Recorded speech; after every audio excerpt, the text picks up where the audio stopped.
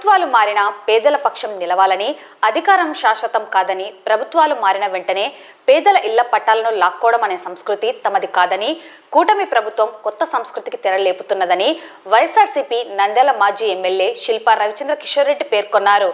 గురువారం ఆయన నంద్యాల జిల్లా కలెక్టరేట్ కార్యాలయంలో జిల్లా కలెక్టర్ రాజ్ కుమారి గనియా మరియు జాయింట్ కలెక్టర్ విష్ణుచరణ్తో కలిసి నంద్యాల మండలం కానాల గ్రామంలో అర్హులైన పేదలకు ఇచ్చిన ఇళ్ల స్థలాలను అధికారంలో ఉన్న కూటమి ప్రభుత్వ స్థానిక నేతలు లాక్కోవడానికి ప్రయత్నిస్తూ భయాందోళనలకు గురి చేస్తున్నారని, వారికి తగిన న్యాయం చేయాలని కోరారు. అనంతరం జాయింట్ కలెక్టర్ విష్ణుచరణ్కు వినతి పత్రం సమర్పించారు.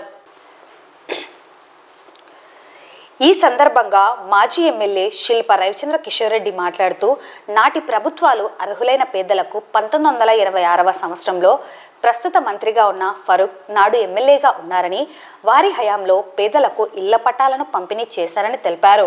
కానాల గ్రామంలో అనేక మంది అర్హులైన పేదలు గూడు లేక ఇబ్బంది పడుతున్న పరిస్థితులలో ప్రభుత్వ భూములు లేని సందర్భంలో స్థానిక రైతులను ఒప్పించి ప్రభుత్వం ద్వారా భూములను సేకరించి అర్హులైన వారికి ఇళ్ల పట్టాలను అందజేశామని తెలిపారు.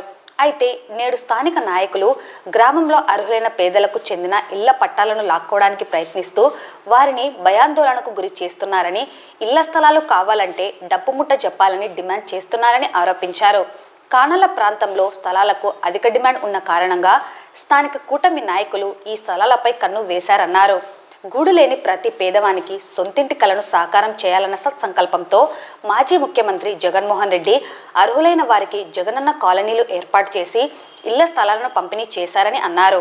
పార్టీలకు, కులాలకు, రాజకీయాలకు అతీతంగా వైఎస్ఆర్సీపీ ప్రభుత్వంలో పేదలకు ఇళ్ల పట్టాలను అందించామని, వారికి అన్యాయం జరుగుతుంటే చూస్తూ ఊరుకోమని, పేదల పక్షాన నిలబడతామని హామీ ఇచ్చారు. పేదల ఇళ్ల పట్టాలను గుంజుకుంటున్న నాయకులపై చట్టపరమైన చర్యలు తీసుకోవాలని జాయింట్ కలెక్టర్ను కోరడం జరిగిందన్నారు. ప్రభుత్వ ఉన్నత అధికారులు పేదల పక్షాన నిలిచి న్యాయం చేయాలని కోరారు. నాడు ఉన్న వైఎస్ఆర్సీపీ ప్రభుత్వంలో అధికార యంత్రాంగం 6 స్టెప్ వ్యాలిడేషన్ ఆధారంగా అర్హులైన వారికి ఇళ్ల పట్టాలను పంపిణీ చేశామని తెలిపారు. ఇంకా గ్రామంలో అనేక మంది అర్హులైన పేదలు ఉన్నారని, ఇళ్ల స్థలాలు కొరతగా ఉన్న కారణంగా నాడు లాటరీ విధానంలో ఇళ్ల స్థలాలను పంపిణీ చేయడం జరిగిందని చెప్పారు. అధికారులు అర్హులైన పేదలకు ఇళ్ల స్థలాలను ఇవ్వాలని కోరారు. ప్రభుత్వం మారిన వెంటనే పట్టాలు లాక్కున్న సంస్కృతి గతంలో లేదని, నేడు కొత్త సంస్కృతికి తెరలేపవద్దని కోరారు. ఎల్లప్పుడూ ఒకే ప్రభుత్వం ఉండదని, ఇలా చేయడం సరికాదన్నారు. అధికారులు సమస్యను పరిష్కరించి పేదలకు న్యాయం చేయాలని విజ్ఞప్తి చేశారు.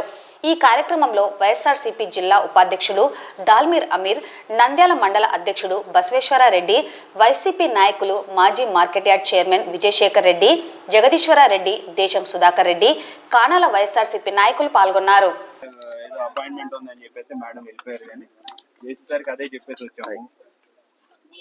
మీ ఇప్పుడు పట్టాలు మీరు భయపడకుండా మీరు జెన్యూన్ ఉంటే కట్టుకోవాలని వాళ్ళు చెప్తున్నారు. మేమైతే ఎటువంటి ఆర్డర్లు ఇవ్వలేదు, ఫలానా ఇల్లు ఆపండి లేదా ఫలానా వాళ్ళకి పట్టాలు ఆపుకోండి అని చెప్పేసి మేమైతే చెప్పలేదు అని చెప్పేసి అధికారులు కలెక్టర్ గారు చెప్తా ఉన్నారు.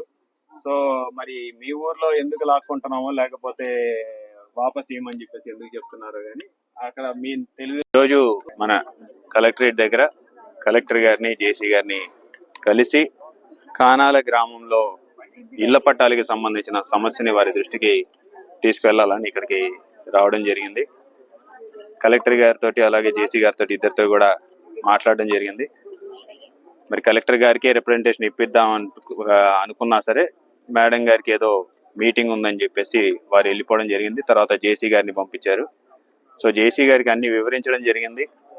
కానాల్లో ప్రభుత్వ భూమి లేకపోతే ఏ రకంగా ఆ రోజు అసైన్డ్ భూములని అక్కడ ఉన్నటువంటి ఆ రోజు రైతన్నలని కన్విన్స్ చేసి, సాగు చేస్తున్నటువంటి రైతన్నల్ని కన్విన్స్ చేసి ఆ భూమిని తీసుకొని గవర్నమెంట్ మళ్ళీ తిరిగి పట్టాల రూపంలో ఏ రూపంగా అయితే ఇచ్చామనేది వారికి వివరించడం జరిగింది.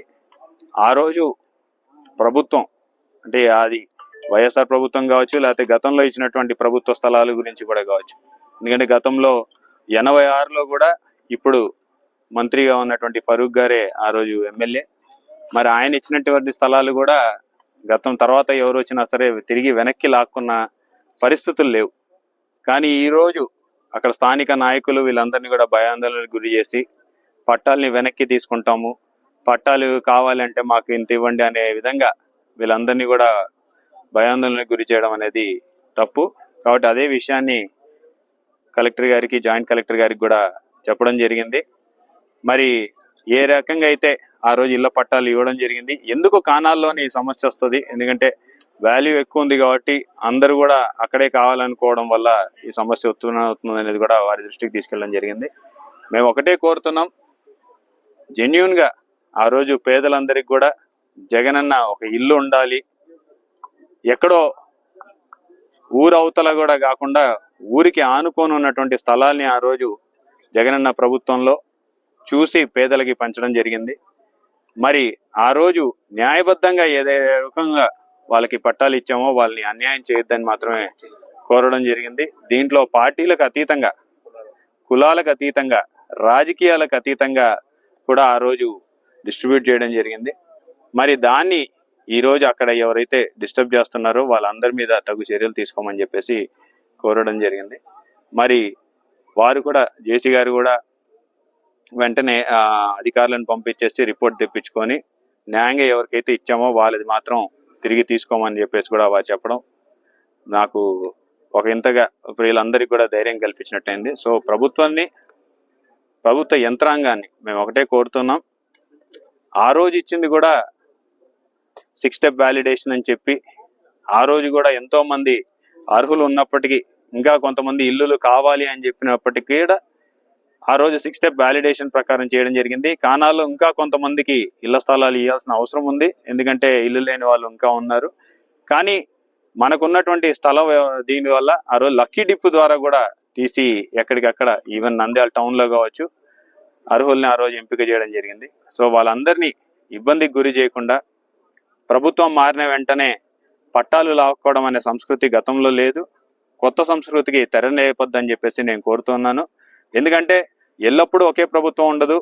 మళ్ళీ ఇప్పుడు కానీ ఆ చర్యలకి ప్రారంభం ఎవరైనా చేసినా సరే భవిష్యత్తులో మళ్ళీ ప్రభుత్వం మారిన రోజు తిరిగి ఇదే చర్యలు వాళ్ళు కూడా పాల్పడాల్సి వస్తుంది. కాబట్టి ఆ రోజు ఎవరు అధికారంలో ఉంటే మళ్ళీ ఇవే చర్యలకి పాల్పడే విధంగా దయచేసి చేయొద్దని చెప్పేసి మేము కోరుకుంటున్నాం.